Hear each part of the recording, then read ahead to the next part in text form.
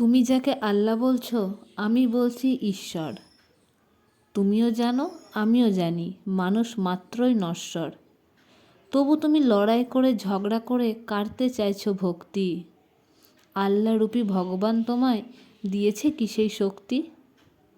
কেমন তোমার ভক্তি, কেমন তোমার বোধ? বিশ্বাস ভেঙে গড়তে চাইছো ক্ষমতার প্রতিরোধ।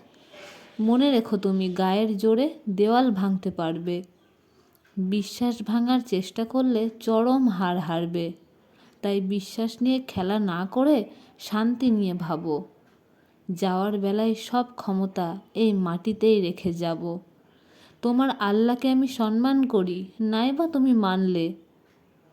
ঈশ্বরকে তুমিও প্রণাম করবে, ভক্তি কি তা জানলে।